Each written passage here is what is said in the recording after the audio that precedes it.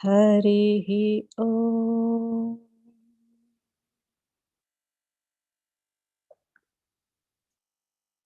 ॐ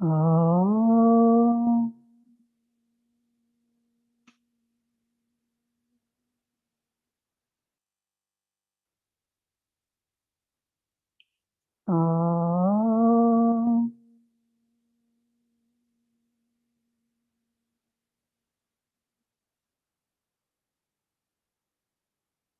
ॐ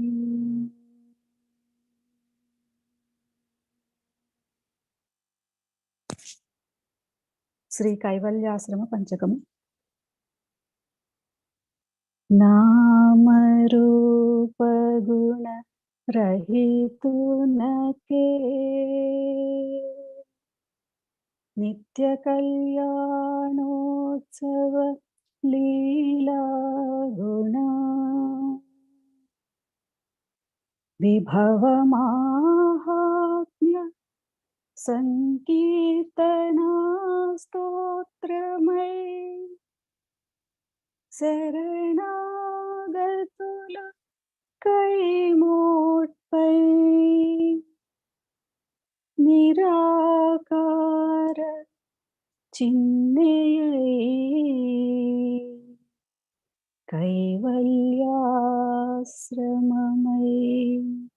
చలాచల బోధయై రమణీయమాయే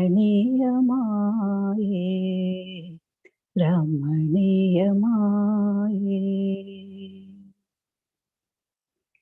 అంతర్జ్యోతిని దర్శింపా కోటి దీపమై జ్వలింపగా స్వయంభూవైన జ్యోతిర్మయలింగ ప్రజ్ఞానమంతా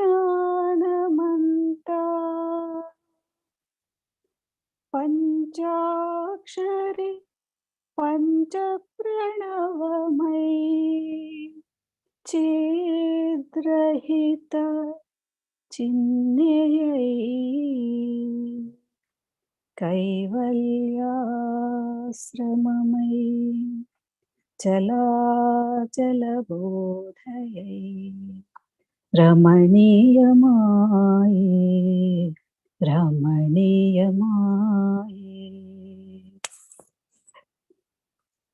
కార్తీకమందు గంగాధరునకభిషేక బిల్వార్చనా భస్మదీపధూప హారతుల సేవ హరనామమే సర్వపుణ్యదం ముక్తిదం సద్రహిత చిన్మయై కైవల్యాశ్రమమై చలాచల బోధయై రమణీయమాయే రమణీయమాయే. భవనాసన నిరాశ్రయ నిరాధార నిశ్శబ్దమై విశ్వేశ జగదీశ్వర పరమేశ్వరానుసంధాన నాదమై సర్వశూన్యమై నిష్కళయైన చిన్మయై కైవల్యాశ్రమమై చలాచల బోధయై రమణీయమాయే రమణీయమాయే. ఆకాశ దీపమంటూ మ్రోక్కే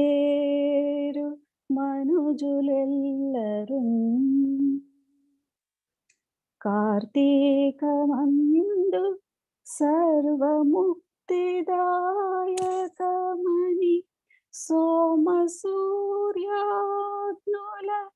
వెలిగడి కేవలాత్మ చిన్నయై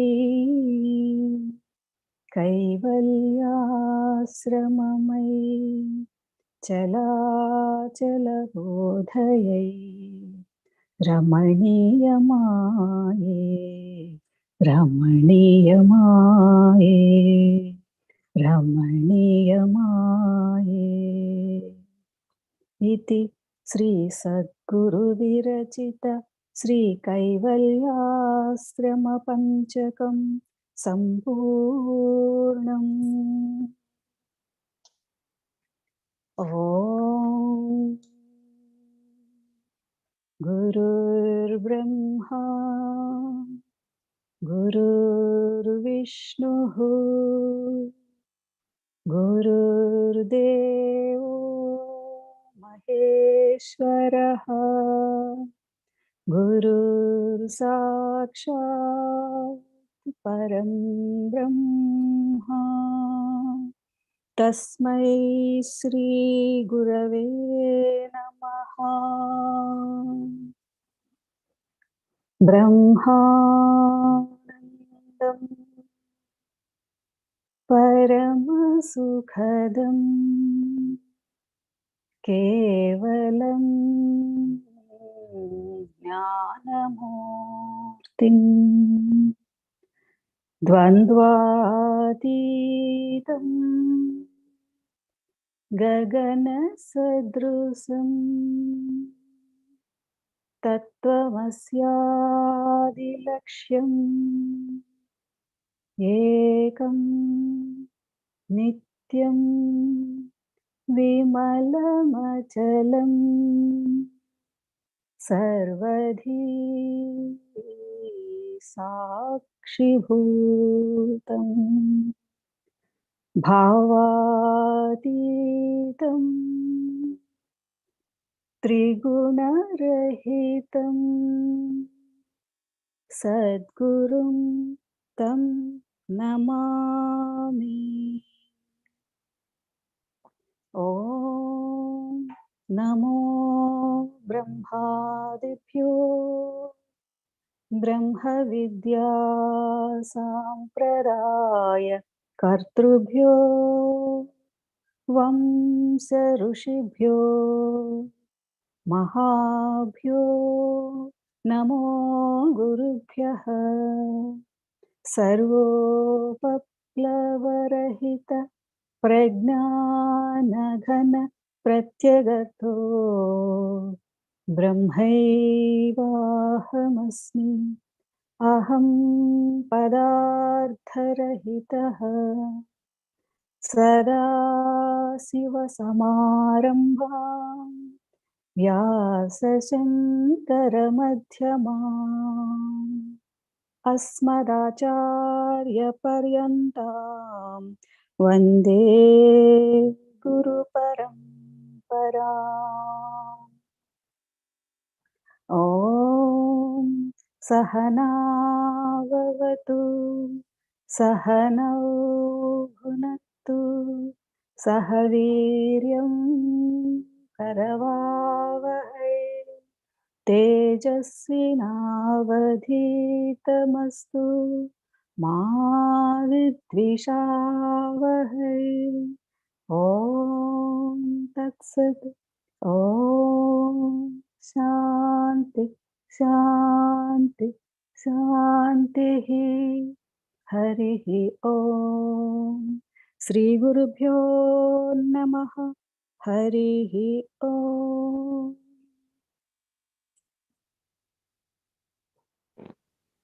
చదవండి అమ్మా.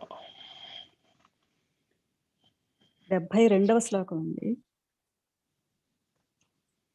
సకల భువన సృష్టి కల్పితాశేష సృష్టి నిఖిల నిగమ దృష్టి సత్పదార్థైక సృష్టి అతద్గణపరమేష్టిః సత్పదార్థైకదృష్టిः భవగుణపరమేష్టిః మోక్షమార్గైకదృష్టిः. తాత్పర్యము: శ్రీ గురుదేవుల దివ్యమగు చూపు సంకల్ప మాత్రమున సకల భువనములను అందున్న అనేక భోగ్య వస్తువులను సృజించుచున్నది. సకల వేదములను కనుగొనుచున్నది. సత్పదార్థమగు ఆత్మ వస్తువుగా తానే సృష్టి అయి ఉన్నది. మరియు కేవల సత్పదార్థైక బ్రహ్మమునందు నిరంతరమై ఉన్నది. మిగుల ప్రియరూపమై మోక్షమార్గమగు తత్వమార్గము ప్రవర్తించుచున్నది. శ్రీ గురుదేవుల దివ్య దృష్టి ఇట్టిది.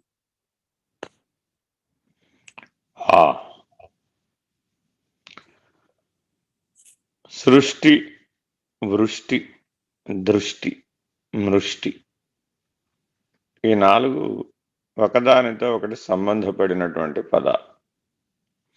అంటే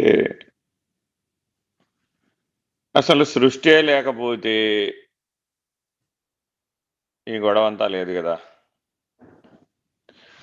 మనం గురుగే చదువుకునే పని లేదు, మీరందరూ అర్ధరాత్రి కూర్చుని వినే పని లేదు,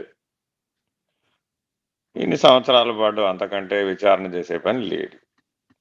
సృష్టి లేకుండా చేస్తే అనుకున్నాడు ఒక ఆయన. ఆయన ఎవరు? సోమకాసురుడు. ఈ భూమండలం ఉంటేనే కదా అసలు గొడవ అంతా.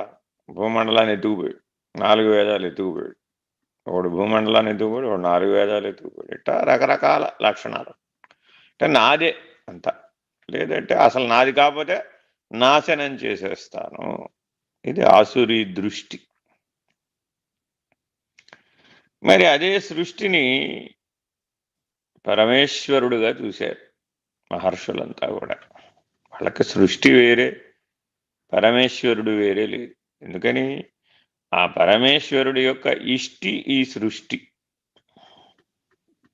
పరమేశ్వరుడు సంకల్పించాడు, తనను తాను తెలుసుకోవాలి, తనను తాను దర్శించాలి అనుకున్నాడట. అంతే, సృష్టి వచ్చేసినట్టు. అమ్మవారు వచ్చేసి ఇంకా అమ్మవారు సృష్టి చేయడం మొదలుపెట్టింది. మనం అంతా వచ్చేసాం. ఈ రకంగా మానవ జీవితం అంతా, సృష్టి అంతా కూడా సృష్టి, వృష్టి దేంట్లోంచి వచ్చిందయ్యా? ఆయన వరదానంలో నుంచి వచ్చింది. పరమేశ్వరుని యొక్క సంకల్పం అనే వరదానంలో నుంచి వచ్చింది. వృష్టి అంటే వర్షం. ఒక్కసారే వర్షాలన్నీ వరాలన్నీ వర్షం కురిపించేశాడు. అంతే. ఈ సకల భువన భాండాలలో కావలసినటువంటి సకల పదార్థాలు, సమస్త వస్తువులు ఉద్భవించేసినాయట. ఇది వృష్టి. సరే, ఏ దృష్టితో ఆయన వరం ఇచ్చాడండి? అప్పుడు ఎవరున్నారు అని ఆయన అడిగారేమిటి? బాబు, ఏడుకొండలవాడ ఎక్కడున్నావు, రావయ్యా బాబు అని పిలిచారు. ఎవరన్నా ఏమిటి? పిలవలేదు. ఆయన ఒక్కడే ఉన్నాడు అప్పుడు. కానీ ఆయన వరం ఇవ్వదలుచుకున్నాడు, ఇచ్చేసాడు. అంతే. సృష్టించాలనుకున్నాడు, సృష్టించేసాడు. అంతే. ఎందుకు సృష్టించావయ్యా నువ్వు అసలు ఈ గొడవ అంతా అన్నాడు అనుకోండి. అది నా లీల అన్నాడు అనుకోండి. లీల అంటే అకారణంగా చేయబడేది ఏదో అది లీల. కారణ సహితమైనదంతా కర్మ అయితే, ఆ కారణ రహిత స్థితిలో చేయబడేదానికి లీల అని పేరు. ఆకాశం పొద్దున పూట ఎర్రగా ఉంది, మధ్యాహ్నం పూట ఏదో తెల్లగా ఉంది, సాయంత్రం పూట ఏదో నల్లగా ఉంది. అదేమిటండి అలా ఎందుకు ఉండాలి? ఒకలాగానే ఉండొచ్చుగా. అది ఒకలాగానే ఉందిరా బాబు, నీకే అలా కనబడుతుంది. అది ఒకలాగా ఉందని నాకు అనిపించడం లేదు. అదేగా కర్మ అంటే.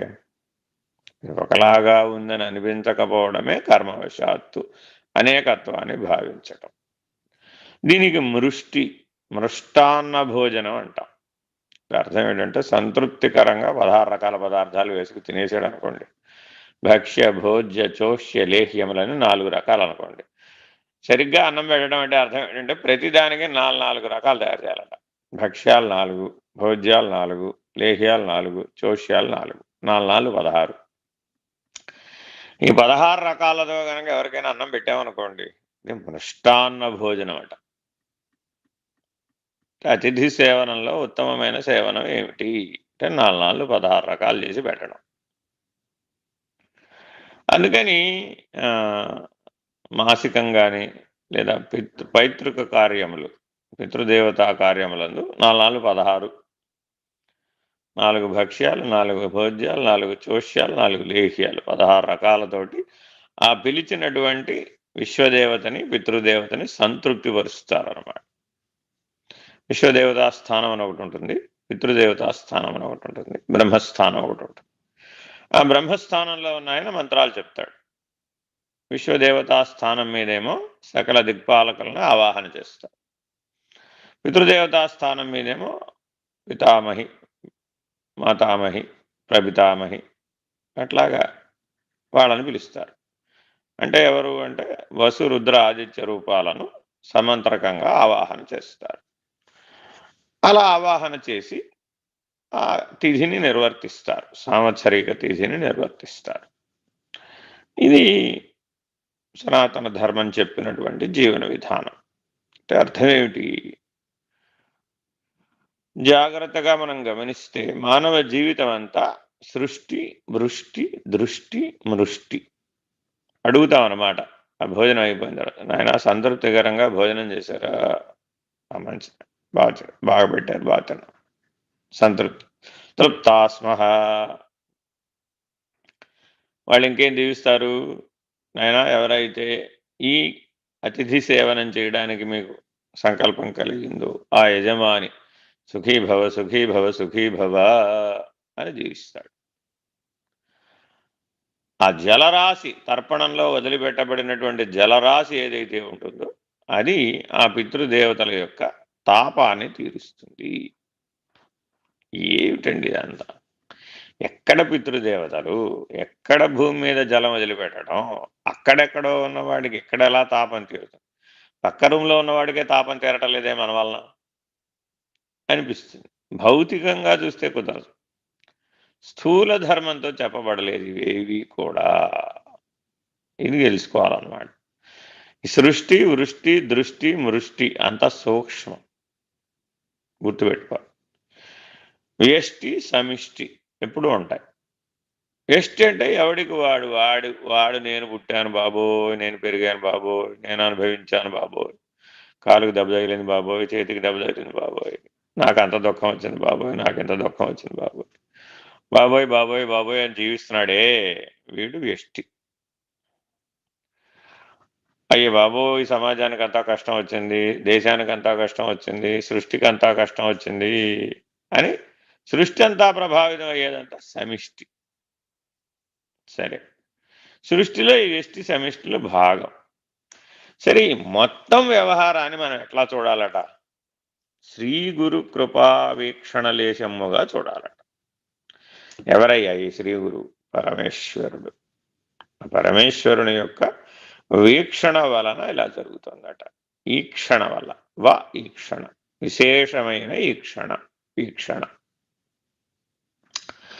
మనం కూడా చూస్తాం. మనం చూస్తే గుండు సూదైనా కదులుతుందో లేదో డౌటే. మనం చూస్తే గుండు సూది కూడా కదలదు. ఎందుకని మన చూపుకి అంత శక్తి లేదు. మన ఎదురుకుండా మనం భౌతికవాదులు వస్తారన్నమాట. ఏమండి మీరు ఏమిటో చెప్తున్నారు, ఆత్మ సాక్షాత్కారం, పరమాత్మ సాక్షాత్కారం, బ్రహ్మానుభవం, జీవన్ముక్తి, మోక్షం, ముక్తి, మోక్షం ఎన్నెన్నో చెప్పేస్తున్నారు కదా. సరే, ఈ గుండు సూది కదలచండి చూద్దాం అని ఎదురుకుండా ఒక గుండు సూది పెడతారు. అంతే, అది కదల్చాలంటే మన వల్ల కాదు.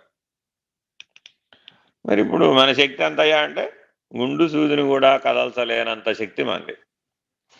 కానీ ప్రతివాడు తన గురించి తాను ఏమనుకుంటుంటాడు, వాడే భూమండలాన్ని భారానంతా మోసేస్తున్నాడని, భూభారం అంతా ఆయనే వరాహమూర్తి మోసేస్తున్నాడని. కాసేపు వరాహ నృసింహస్వామి ఆయనే అయినట్లు, సందర్భం వచ్చినప్పుడు స్తంభంలో నుంచి ఆవేశావతారం, నరసింహావతారం ఎట్లా వస్తుందో వీళ్ళొచ్చి కూడా ఆవేశావతారాలు వస్తున్నాడు. ఏ పూటకి ఏ ఆవేశం వస్తుందో వాడికి తెలియదు. ఒక్కొక్క సందర్భానుసారం ఒక్కొక్క ఆవేశం కలుగుతూ ఉంటుందట. మరి ఆ అంశాలన్నీ ఎవరివయ్యా?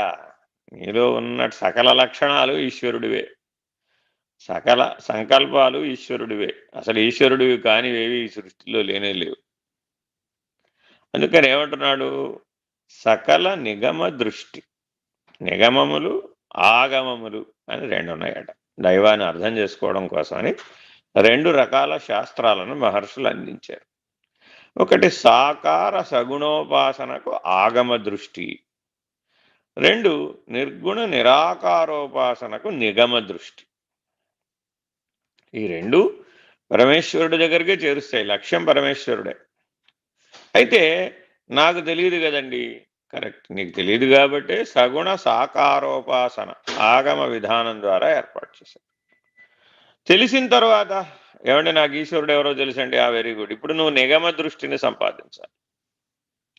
అంటే ముందు ఈశ్వరుడి యొక్క లక్షణాలు, దైవీ లక్షణాలు ఏమిటి, ఆసురీ లక్షణాలు ఏమిటి, దైవాసుర సంపద్ విభాగ యోగం బాగా తెలుసుకుని దైవీ లక్షణాలతో జీవిస్తూ, సాత్వికమైన జీవనాన్ని జీవిస్తూ, ధార్మికమైన జీవనాన్ని జీవిస్తూ, దైవీ భావనతో జీవిస్తూ హృదయ స్థానంలో మేల్కొనేంత వరకు సగుణోపాసన, సాకారోపాసన.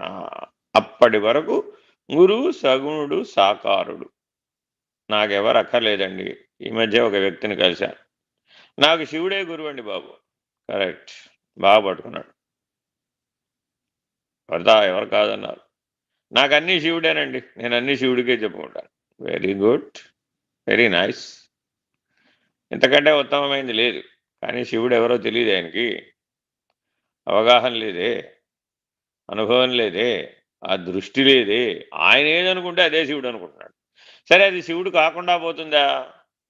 అవుతుంది. జీవం కూడా శివమే. మరి జీవం కూడా శివమే అయి ఉన్నప్పుడు ఆ జీవిని బాధించడం వీలవుతుందా? అవదు కదా. ఏ జీవిని బాధించడానికి వీలు కాదు కదా. మరి నా ఆహారం ఎలాగంటే, అసలే నేను కన్నప్ప మోడలు అన్నాడు. కన్నప్ప మోడల్ అంటే అర్థం ఏమిటి?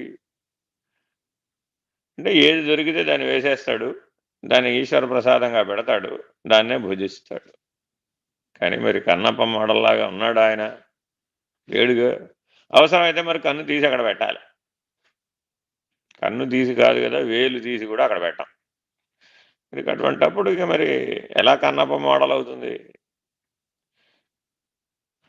ఒక సనాతన ధర్మంలో అంటే వెంకటేశ్వర స్వామి దగ్గర మనం భక్తులను గమనిస్తూ ఉంటే, ఎవరికైనా చేతులకు ఇబ్బంది వచ్చిందనుకోండి, ఆ హుండీలో చెయ్యి వేస్తారు.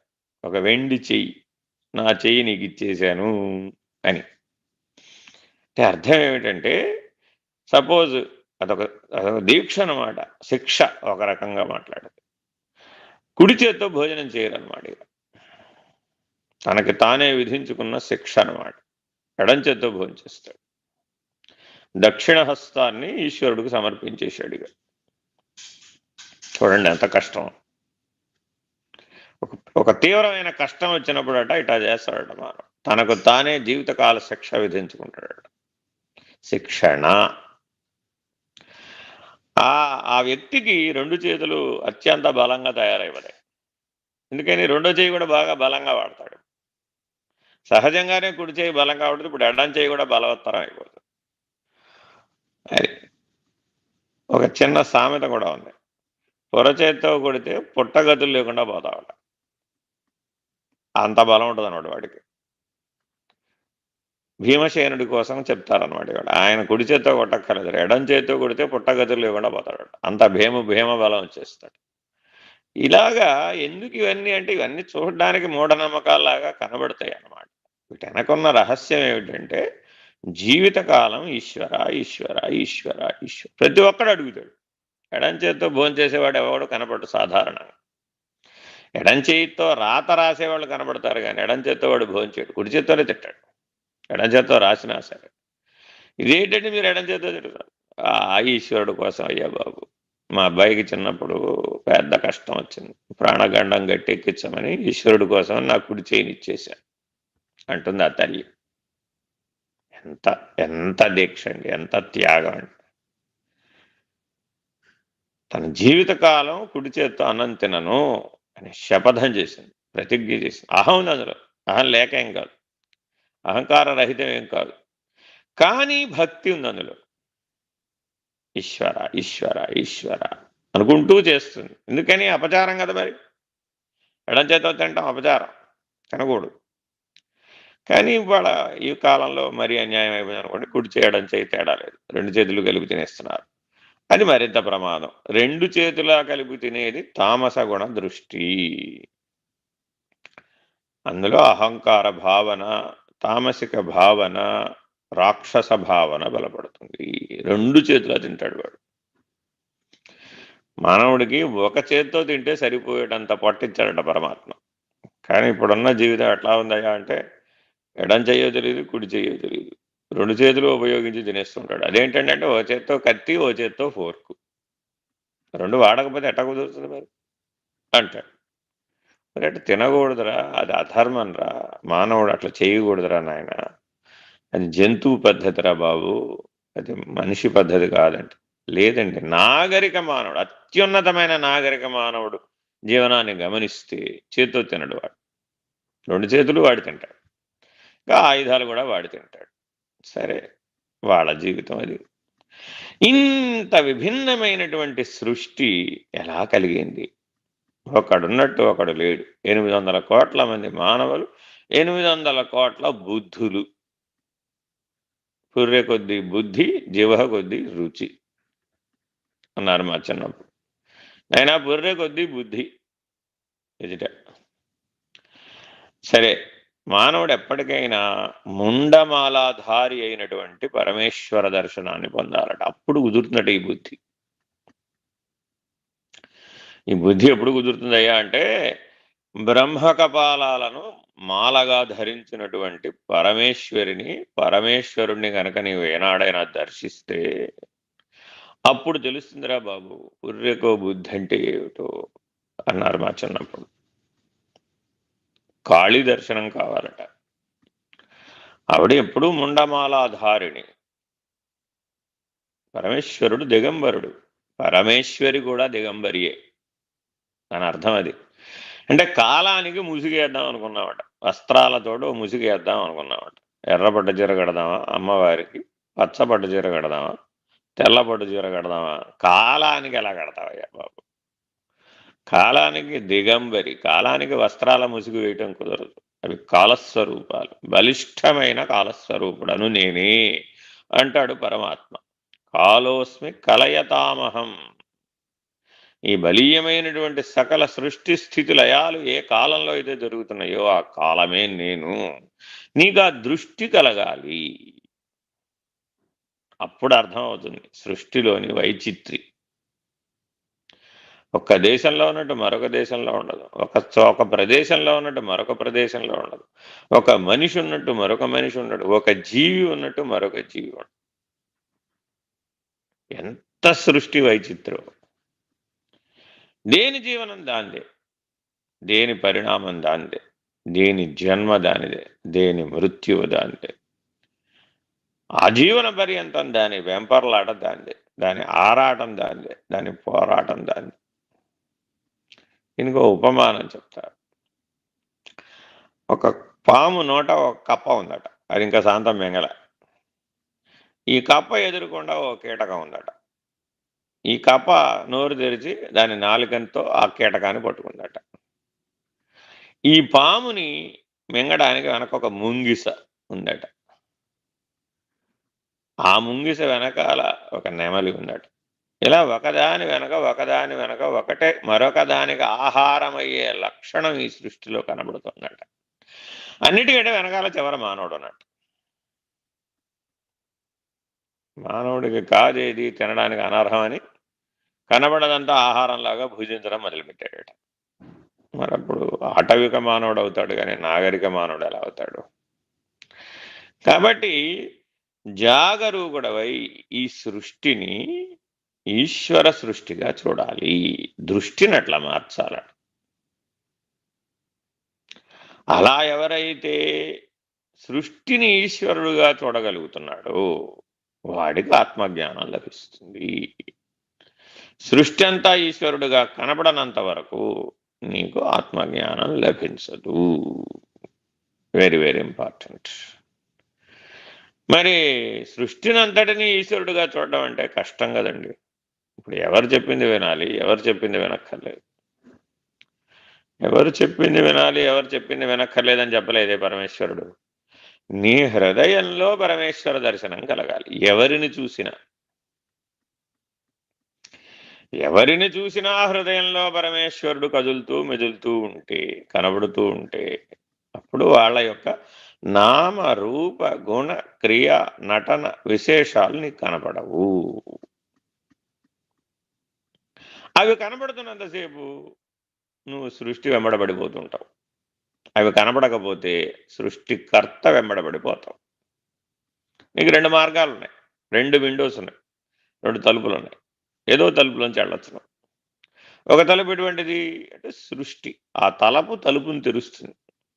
తలపు ద్వారా తలుపుని తెరుస్తున్నావని తెలుసుకోవాలట. అందుకని తలపుల ఉడిగినప్పుడు మాత్రమే నీవైన స్థితిని తెలుసుకుంటావంటారు భగవాన్ రమణులు. ఎప్పటికైనా మానవుడు సాధన ఎందుకు చేయాలయ్యా? తలపులు ఉడిగినటువంటి స్థితిని తెలుసుకోవడం కోసం. ఎందుకంటే తలుపుని తెరుస్తుంది. ఆ తలుపు సృష్టి వైపు ఉండొచ్చు, సృష్టికర్త వైపు కూడా ఉండవచ్చు. ఏదైనా నీకైతే భగవంతుడు అవకాశం ఇచ్చాడు. చాయిస్, ఇచ్ఛాశక్తి అంటారు దీన్ని. మానవుడికి ఇవ్వబడిన వరం ఏమిటంటే ఇచ్ఛాశక్తి. బుద్ధిగత జీవి. నీకంటూ ఒక చాయిస్ ఇచ్చాడు. ఎస్ అని చెప్పచ్చు, నో అని కూడా చెప్పచ్చు. విషం పుచ్చుకుంటావా? నో, బిగ్ నో అంటాడు. నాయన అమృతం పుచ్చుకుంటావా? రాని అంటాడు. ఎస్ నో ఉందా లేదా? మరి ఇప్పుడు ఉంది కదా. నాయన పుడతావా పోతావా? పుడతాను కానీ పోతానని ఎవరు అనరు. ఎన్నిసార్లు అయినా పుడతానని అంటాడు కానీ పోతానని మాత్రం అన్నాడు. పుట్టిన ప్రతివాడు పోతాడురా బాబు, అది సృష్టి ధర్మం అంటాడు ఆయన. అదేమిటండి పుట్టాలి కానీ పోకూడదు అంటాడు జీవుడు. అలా ఉండిపోయిన వాళ్ళే బోల్డు మంది. ఎందుకండి ఆ చిరాయు వల్ల ఏమిటి ప్రయోజనం అంటారు పెద్దలు. 32 ఏళ్ళు జీవించిన శంకర భగవత్పాదుల వల్ల జీవించాలి, 32 ఏళ్ళు జీవించినటువంటి స్వామి వివేకానందుడి వల్ల జీవించాలి. శాశ్వతమైనటువంటి జ్ఞాన మార్గం, శాశ్వతమైన చిరయశక్కాయం. ఎంతటి కీర్తి అయ్యా! 1000 లక్షల సంవత్సరాలు చాలా. ఇదొక పద్ధతి. రెండో పద్ధతి ఉంది సనాతన ధర్మంలో. చిరంజీవులై ఉంటారు వాళ్ళు. సప్త చిరంజీవులు. బలి, వ్యాస, అంబరీష, హనుమ, మార్కండేయ, ఇలాంటి వాళ్ళు చాలామంది కనబడతారు. మరి వాళ్ళేమిటంటే వాళ్ళు కల్పాంతం వరకు ఉంటారు నాయన.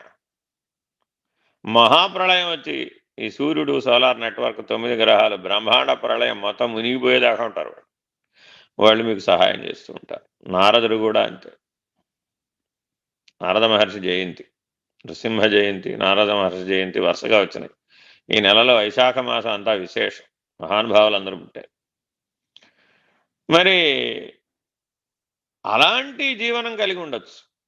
ఛాయిస్ నీకు 2 రకాలుగా ఇచ్చారు. వద్దయ్యా బాబు నాకు 16 ఎక్కువ అంటే, కాదయ్యా బాబు నీకోసం ప్రపంచం ఎదురు చూస్తోంది, ఇంకో 16 ఎక్స్టెండ్ చేస్తా నీకు అని వ్యాస భగవానుడు శంకర భగవత్పాదులకు వరం ఇచ్చాడు బ్రహ్మసూత్ర భాష్యం తర్వాత. కాబట్టి 16 ఏళ్ల లోపల బ్రహ్మసూత్ర భాష్యం రచించినటువంటి మేధావి శంకరుని వంటి మేధస్సు కలిగి ఉండాలట. వివేకానందుడు వంటి త్యాగశీలత కలిగి ఉండాలి. ఇది వాళ్ళు 16 ఏళ్ల లోపల సాధించారు. వాళ్ళకి ఇంకొక 16 ఏళ్ళు పరమాత్మ అనుగ్రహించాడు. ఇంకా మీరు లోక కళ్యాణం కోసం పనిచేయండి ఆయన, అప్పుడే శరీరం విరమించమాకండి అని ఈశ్వరుడు గురువు రూపంలో అనుగ్రహించాడు. వాళ్ళకి ఎలా 32 ఏళ్ళు వచ్చినాయి అంటే వాళ్ళకి వాస్తవిక ఆయుర్దాయం 16 ఏళ్లే. కానీ దైవీ ప్రణాళికలో భాగంగా వాళ్ళకి ఆయుర్దాయం మరో 16 ఏళ్ళు ఇవ్వబడింది. ఇవ్వగలిగేవాడు ఈశ్వరుడు. నీ చేయి జీవితంలో ఎప్పుడైనా సరే పై చేయి అయితే నీకు ఈశ్వర స్థానం లభిస్తుంది. అదే నీ చేయి పుచ్చుకునే స్థానంలో కిందకి తిరిగితే అది జీవుడవుతుంది. మానవుడు ఎప్పుడు ఇచ్చే స్థితిలో ఉండాలి, ఎప్పుడు కూడా పుచ్చుకునే స్థితిలో ఉండకూడదు. హీనోయం దీనోయంగా జీవించకూడదు. నీకున్న దాంట్లో ఇవ్వవయ్యా. ఒక భిక్షగాడి దగ్గరికి ఒక మహర్షి వెళుతూ ఉంటే ఓ భిక్షగాడు కనబడ్డాడు. అయ్యో, పూర్వజన్మలలో లోభి వెలి జీవించడం వలన ఈ జన్మలో ఇతనికి ఈ భిక్షం ఎత్తుకునే పరిస్థితి వచ్చింది అని గ్రహించిన వాడే, నాయనా ఒక సహాయం చేస్తావా అని అడిగాడు. ఏం సహాయం చేయమంటారు స్వామి, నేనే భిక్షగాడు, నేనే సహాయం చేస్తాను, నేను అందరి దగ్గర పుచ్చుకునేవాడినే కానీ ఇచ్చేవాడుగా. సరేలే, నీ దగ్గర 2 ముద్దలు అన్నం ఉంది కదా, ఒక ముద్ద అన్నం నాకు పెడతావా? అదేమిటి స్వామి, మీరు మహర్షులు, ఈ భిక్షగాడి చేత అన్నం తింటారా? నిన్ను ఉద్ధరించడం కోసం నాయన. అదేమిటి స్వామి? అదే నీ ఉద్ధరణకు మార్గమని నీకు తెలియచెప్పడం కోసం నాయన. రోజు ఒక ముద్ద అన్నం పెట్టునన్నా, నువ్వు తిను, కానీ అందులో ఒక్క ముద్ద అన్నం ఒక జీవికి పెట్టు, ఎవరో ఒకరికి పెట్టు, ఒక మనిషికి పెట్టు. ఆ ఒక్క ముద్ద అన్నం నేను తరింపజేస్తుంది. ఇదే యజ్ఞం అంటే అంటాడు ఆ మహర్షి. అలా ప్రతి గృహిణి ఇవాళ తన కుటుంబానికి వండే అన్నంలో ఒక్క ముద్ద అన్నాన్ని తీసి భూతయజ్ఞం చెయ్యాలి అని ఒక నియమాన్ని పెట్టి, మా చిన్నప్పుడు చూసాం. ఇక మధ్య వయసుల నుంచి ఎవరిని చూడాల, పెట్టే అవకాశమే లేదు, తీసుకెళ్లి దెబ్బలో పారేయమంటే పారేస్తారు కానీ ఒక్క జీవికి పెట్టమంటే పెట్టే అవకాశం లేదు. మరి భూతయజ్ఞం ఎలా జరుగుతుంది? జరగదు కదా. పంచయజ్ఞాలలో అది కూడా ఒక యజ్ఞం. విశ్వదేవ యజ్ఞంతో పాటు భూతయజ్ఞం కూడా చేయాలి. జాగరూకులమై పూర్వకాలంలో ఆచరించిన సత్క్రతువులు అంటారు. వీటికేం పెద్ద కష్టం అక్కర్లేదు, ఒక్క ముద్దన్నం పెడితే చాలు, నీ కష్టం తొలగిపోతుంది, ఆజన్మార్జిత పుణ్యం వస్తుంది, తద్వారా సుఖం వస్తుంది. సరే, ఎంత ఆలోచించినా అంతా సృష్టి పరిధిలోనే ఆలోచిస్తున్నాం, సృష్టికర్త పరిధిలో ఆలోచించడం లేదు. ఆలోచించాలి అంటే ఆగమములు నిగమములు తెలిసి ఉండాలి. ఇప్పుడు మళ్ళా శ్లోకం చదవండి, ఈ దృష్టితో శ్లోకం చదవండి. సకల భువన సృష్టి కల్పితాశేష సృష్టి. అక్కడికి ఒక్కొక్క వాక్యం. సకల భువన సృష్టి, ఆగు చూపిస్తున్నారు ఆవిడ. సకల భువన సృష్టి.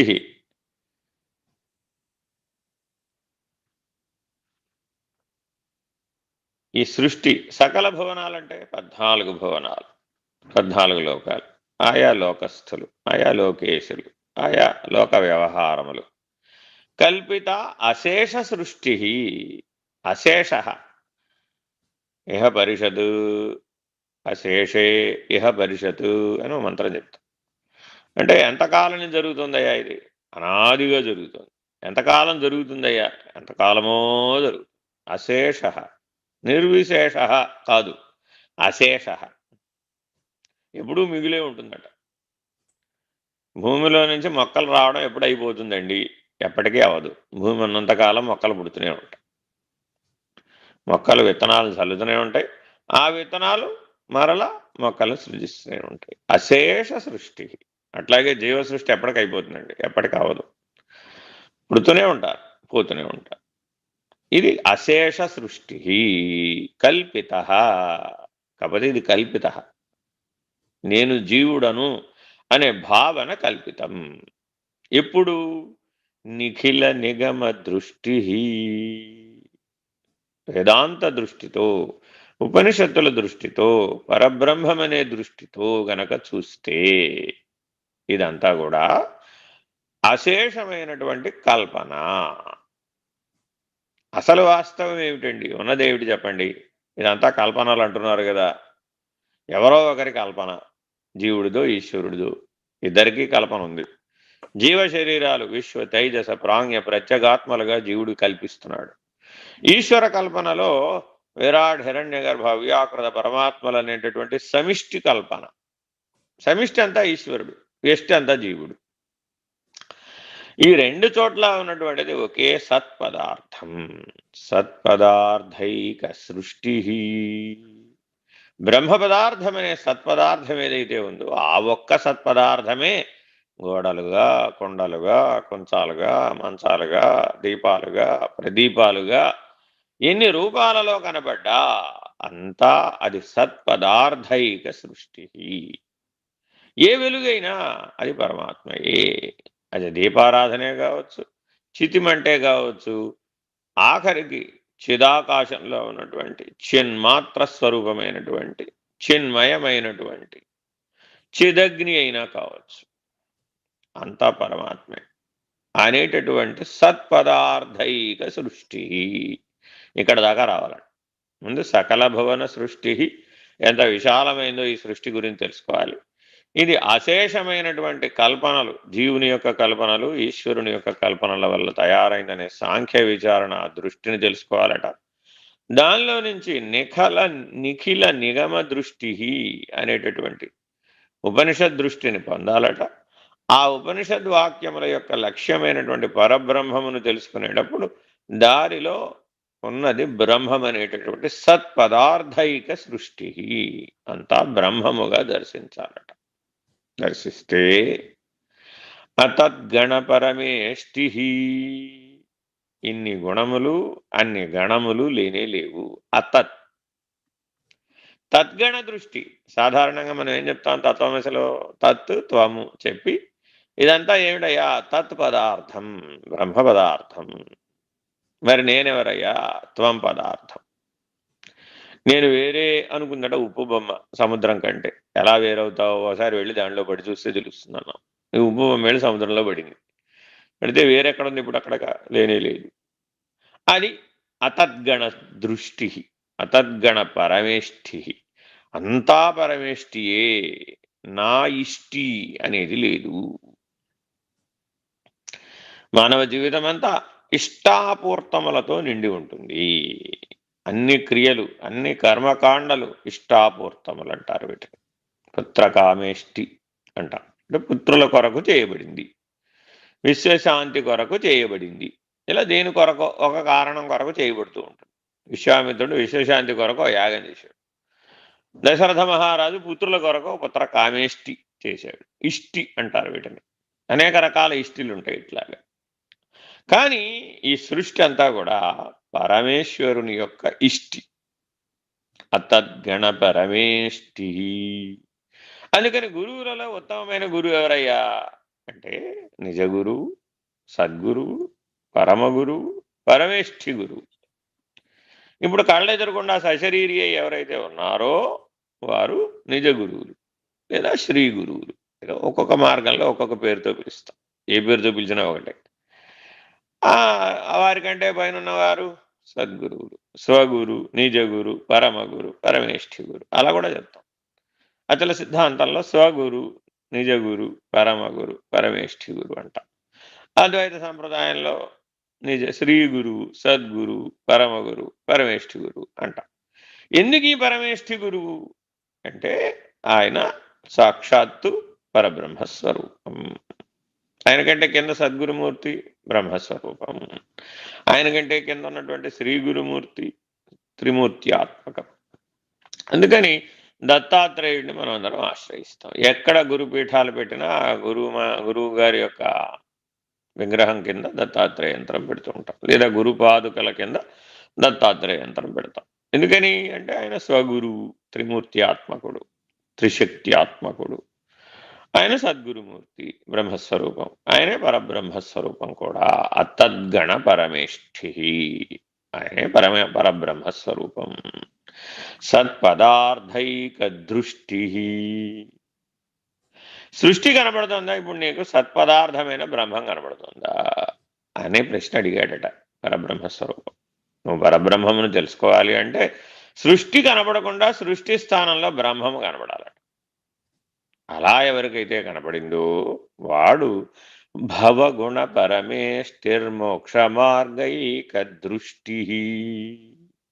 భవము అంటే జనన మరణాలను పొందేటటువంటి ఏ లక్షణమైతే ఉందో ఆ గుణం పరమేష్ఠిలో కలిసిపోయిందట వీళ్ళు.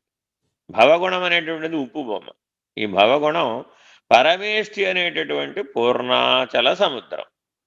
ఆ పరమేష్ఠి ఎటువంటి వాడయ్యా అంటే పూర్ణాచల సముద్రవత్, ఘనీభవించి కదలకుండా ఉన్నటువంటి పూర్ణమైనటువంటి సముద్రం. ఆ స్థితిలో చేరిపోయాడు. దానిని మోక్ష మార్గైక దృష్టి అంటారు. ఏమండి మోక్షం అంటే ఏమిటి? మోక్షం అంటే ఏమిటి? పూర్ణాచల సముద్రవత్గా ఉండుట. నిత్యం సర్వగతం స్థాణు అచలోయం సనాతన. ఇదిట గురుస్వరూపం.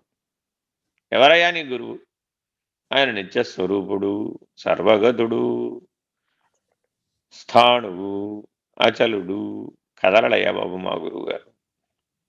ఓ పట్టాన మా గురువు గారిని కదలచడం అంటే కష్టం. ఎందుకని? ఆయన బయలు స్వరూపుడు, కదలదు కదా మరి. అది పరబాహ్య స్వరూపుడు, ఆయన అసలే కదలదు. మరి ఎప్పుడో ఓసారి కదిలిందట. ఆ కదిలినప్పుడు సకల భువన సృష్టి వచ్చిందట. ఎప్పుడో సృష్టి ఆది ఎందుకు కదిలిందట అంటాడు అవతార్ మెహర్ బాబా. లెహర్ మాటి మాటికి రాదురా బాబు, ఒకసారే వచ్చింది. ఒకసారి ఆయన సృష్టించాలనుకుంటే ఇంత పెద్ద ప్రమాదం వచ్చింది. ఇంకా ఆయన అనుక్షణం సృష్టించాలనుకుంటే ఇంకెంత ప్రమాదం వస్తుంది. మనలాగా ఆయన కూడానే గనక ఆ పరమేశ్వరుడికి కూడా నిజంగానే ఒక జీవుడికి వచ్చిన సంకల్పాలు గనక వస్తే మనం అందరం ఏమైపోతాము? చాలా ప్రమాదం వస్తుంది. అందుకని పెద్దవాళ్ళకి, బాగా తరించినటువంటి వాళ్ళకి ఎప్పుడు పడితే అప్పుడు సంకల్పాలు రావు. ఎప్పుడో ఒకసారి వస్తుంది, ఆ సంకల్పం నెరవేరుతుంది. దాన్ని సంకల్ప సిద్ధి, సంకల్ప శుద్ధి అంటారు. కానీ సాక్షాత్తు పరమాత్మ గురువు అయి సంకల్పిస్తే పడనివాడంటూ ఎవరు ఉండరు. ఎప్పుడు గుర్తుపెట్టుకోవాలి. నేనెట్లా తరిస్తాను అని జీవుడు అనుకుంటూ ఉంటాడట. తరణమే మానవ జీవితానికి గమ్యం, మార్గం. నేనే మార్గం, నేనే జీవం, నేనే సత్యం, నేనే గమ్యం అని కూడా అంటాడు ఆయన. మరి ఆయన అలా ఎందుకన్నాడయ్యా? మమైవాంశో జీవలోకే జీవభూత సనాతన. మీరందరూ నా అంశస్వరూపాలు, మీ యొక్క సమిష్టి పూర్ణస్వరూపం నేను. మీరు వేరే అనుకోవడంలో ఉంది అజ్ఞానం. నేను వేరే అసలు ఎవరు అనుకోమన్నారయ్యా బాబు? అనుకోవడం ఎందుకు? ఆ అనుకుని దాని చేత బాధించబడడం ఎందుకు? భ్రాంతిని కల్పించుకోవడం ఎందుకు? ఆ భ్రాంతి చేత బాధించబడ్డానని దుఃఖపడడం ఎందుకు? చూడండి, పిల్లవాడు తల్లి ఒడిలో హాయిగా నిద్రపోతుంటాడు. ఉన్నట్టుండి వాడికి ఏదో కలస్, పెద్ద బిడ్డ నడుస్తాడు వాడు. ఓ డోంట్ వరీ ఐఆమ్ హియర్ అంటూ ఆవిడ పాపం నిద్రపోతూనే ఓ చేత్తో జోల పాడుతుంది. అంతే. ఓ నేను ఎక్కడో లేను కదా, మా అమ్మ దగ్గరే ఉన్నాను కదా, అది లేదు కల్పన అని వాడికి వాడే తెలుసుకుంటాడు. మళ్ళా హాయిగా నిద్రపోతాడు. ఇంతేనట జననం నుంచి మరణం దాకా. ఒక మహర్షి ఇలా చెప్తాడు, ఒక జీవి యొక్క జననం నుంచి మరణం దాకా 100 ఏళ్ల జీవితం ఎంత? తల్లి ఒడిలో పడుకున్న పిల్లవాడికి పీడకల వచ్చింది, ఒక కల్పన వచ్చింది, ఒక భ్రాంతి వచ్చింది, ఒక భ్రమాజనితమైనటువంటి దృష్టి కలిగింది. తత్కాలవత్ భ్రాంతి చెందాడు. తత్కాలవత్ ఆ భ్రాంతి యొక్క జీవితాన్ని కొద్దిసేపు అనుభవించాడు, కొన్ని క్షణాల పాటు అనుభవించాడు, బాధితమయ్యాడు, ప్రభావితమయ్యాడు, పెట్టి ఏడ్చాడు. వెంటనే జగజ్జనని, ఏం పర్వాలేదు నాయన, నేను నా దగ్గరే ఉన్నావు, బయట ఎక్కడ ఉన్నావు అనుకుంటున్నావు? ఎక్కడో లేవు, నేను నీ పక్కనే ఉన్నాను, నువ్వు నా దగ్గరే ఉన్నావు, నువ్వు నాలో భాగము అని చెప్పడం అడా జో కొట్టడం. అంతే. ఆ పరమేశ్వరిని ఎప్పుడైతే నువ్వు పొందేవో, అనుభవించావో, ఆ అనుభూతిని పొందేవో ఆ మాతృ రూపంలో, హాయిగా మళ్ళబడుకున్నట్టు. అంతే. ఆ పిడకలు ఎడిపోయిందో, ఎక్కడి నుంచి వచ్చిందో, ఎక్కడికి పోయిందో. ఎవరినైనా అడగాలి, కళ ఎక్కడి నుంచి వచ్చిందండి, ఎక్కడికి పోయిందండి? ఎవరైనా చెప్పగలరా? ఎవరు చెప్పలేరు. కళ కనమంటే కంట. ఎగిరి దూకుతారు, గెంతుతారు, ఈదుతారు. ఆకాశంలోంచి ఎగిరి దూకాలన్నా దూకేసేయచ్చు కళలో, ఇళ్ళలో కాదు. ఆకాశంలోంచి దూకి అబ్బో నేను 3 ముక్కలు అయిపోయానని కూడా బాధపడచ్చు. పొద్దున కళ్ళు తెరిచి చూస్తే ఆ కళ లేదు, దూకినవాడు లేడు, 3 ముక్కలైన వాడు లేడు. ఇప్పుడు ఆ పిల్లవాడు అసలు కళ్ళు తెరిచి కూడా చూడలేదట. కేవలం తల్లి ఆ స్పర్శ, ఆ ఈశ్వరీయమైనటువంటి స్పర్శ, ఈశ్వరీయమైనటువంటి దృష్టి, మాతృగర్భ సంజనితమైనటువంటి రక్షణ. మనందరం ఈ బ్రహ్మాండం అనే మాతృదేవత గర్భంలో ఉన్నాం. దానికి బ్రహ్మం అధిష్టానం. మనం అసలు బయటికి ఎక్కడొచ్చాం? ప్రతి మానవుడు ఏదో పుట్టేశాను, నేనేదో చేసేసాను అంటుంటాడట. ఎక్కడరా బాబు, నువ్వు బ్రహ్మాండం అనే మాతృగర్భంలో ఉన్నావయ్యా బాబు. ఇంకా అసలు బయటికి రాలేదు నువ్వు. నువ్వు పుట్టడం ఏమిటి? నువ్వు పుట్టి బయటికి వెళ్ళి ఏదో ఉద్ధరించాననడం అంతా కళ, స్వప్నవశాత్. ఏదో ఏడ్చానన్నట్ట పైగా. ఎన్ని ఏళ్ళు ఏడ్చానో తెలుసా, ఎన్ని కష్టాలో తెలుసా. ఎవరిని కదిలించినా ఇదే చెప్తుంటాడు. అర్థం ఉంది ఏమైనా? కళలో కళ అది. మళ్ళా అసలు నీ జీవితమో పెద్ద కలరా నాయనా అంటే దాంట్లో ఏడ్చాడట మళ్ళా వాడు, దాంట్లో నవ్వాడట వాడు. కళలో కళ అన్నాడు ఒక ఆయన. స్వప్నవశాత్. అందుకని త్రయమంత్రంలో చివరి మాట స్వప్నే ప్రతీయమానా నిజ రూపాని యథా తథా అంటాడు పంచదశి మంత్రం. ఏమిటయ్యా? ఈ బ్రహ్మాండం అనే మాతృగర్భంలోనూ ఉన్నావురా నాయన. అసలు పుట్టలేదు నువ్వు. అసలు ఆ బ్రహ్మాండం బ్రహ్మమనే బయలులో పుట్టలేదురా నాయన. బ్రహ్మమనడి బయలు పట్టణమునందు తాననడి ఎరుక పుట్టనే లేదు అంటాడు వేమన 2 మాటలలో. కాబట్టి ఏం చేయాలయ్యా? బ్రహ్మమనడి బయలనడి పట్టణమును దర్శించి నీ తాను లేనని, తాను మృషయని నమ్మిన వాడు రానే రాడిక మరల. ఈ సృష్టి మొత్తాన్ని, ఈ జీవనం మొత్తాన్ని, పెద్ద కళ చిన్న కళ, పెనుమాయ చిన్నమాయ, మరి నీవో బ్రహ్మము. ఆ బ్రహ్మమనే బయలు నీవు. అక్కడ ఎరుగకు తావెక్కడ? అసలు నేననడానికి తావెక్కడ? నేననడానికి అవకాశం లేకపోతే నాదనే కళ ఎక్కడ తెచ్చింది ఇప్పుడు మళ్ళా? అందులో లేనిపోతా కదా ఒకటి.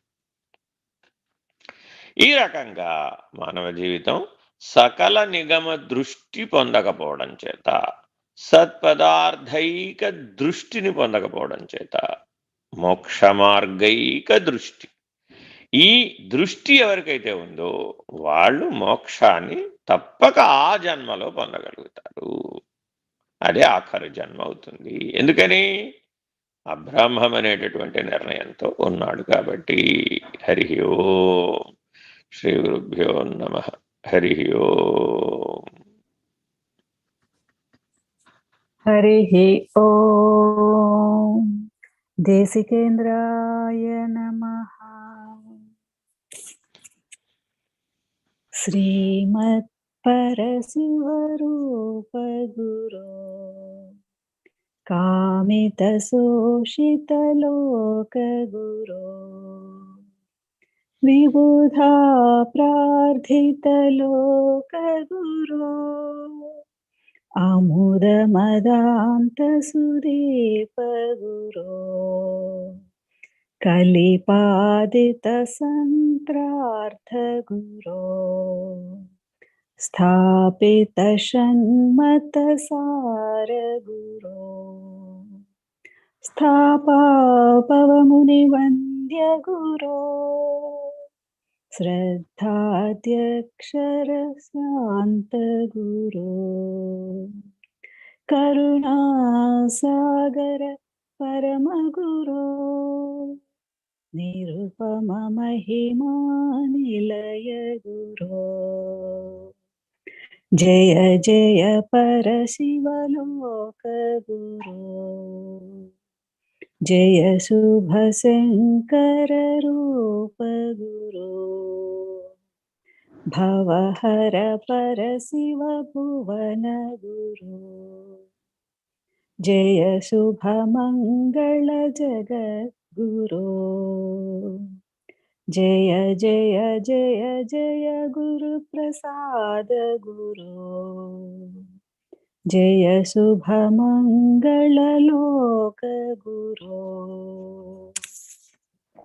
जय जय जय जय निर्भयानन्द गुरो जय शुभमङ्गल जगद्गुरो जय शुभमङ्गल जगद्गुरो जय शुभमङ्गल जगद्गुरो ॐ नमो भगवते स्वामी निर्भयानन्दाय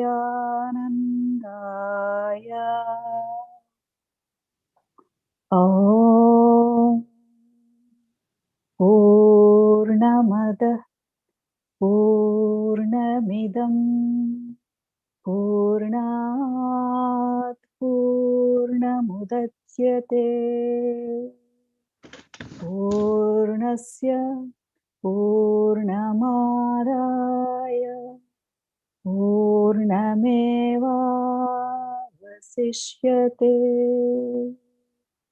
ॐ तत्सत् ॐ शान्ति शान्ति शान्तिः हरिः ॐ श्रीगुरुभ्यो नमः हरिः ॐ